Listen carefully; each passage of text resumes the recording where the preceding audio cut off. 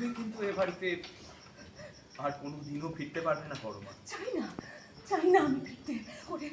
আমি এই বন্ধন থেকে মুক্তি চাই, আমি মুক্তি চাই। আর তোমার দেবতা, তার কি হবে?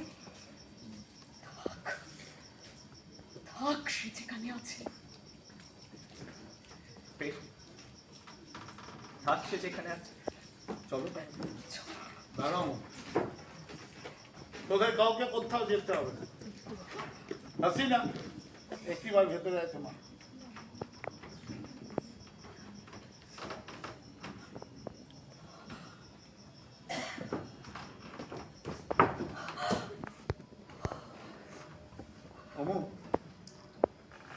গত 30টা বছর ধরে যে কথাটা আমি সারাক্ষণ প্রতিদিন প্রতিনিয়ত প্রতি পলে পলে মনের মধ্যে লালন পালন করেছি, কিন্তু কখনো মুখ ফুটে বলতে পারিনি সেটা আজ তোদের মানে আমার প্রজন্মের সামনে আমি খুব স্পষ্টভাবে তোর বড় মাকে জানিয়ে যেতে চাই যে আমি সত্যিই এই বৌঠানকে ভালোবাসি, শ্রদ্ধা করি।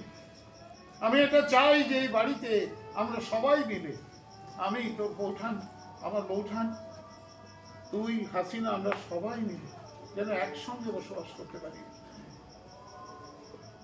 এইটুকু কথা বলতে বাবা তোমার এতগুলো বছর সময় লেগে গেল? অমল, আর একটাও কথা না। বড় মা জমিয়ে রান্না করো তো, আমি আর অমল এক্ষুনি আসছি গোছগাছ করে। চল না, দাঁড়িয়ে আছিস কেন? আরে চল, দেরি হয়ে যাবে।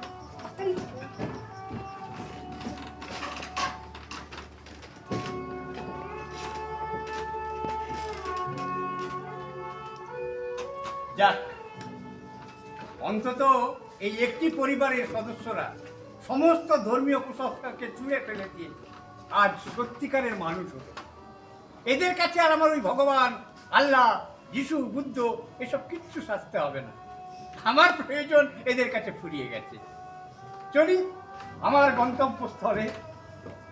ও একটা কথা, আপনারা কি ভাবছেন? একটু ভাবুন, ভাবা প্র্যাকটিস করুন। আমার কিন্তু আর এই বৃদ্ধ বয়সে এইসব শাস্তে একদমই ভালো লাগে না। আমি চলি। মরুমিয়া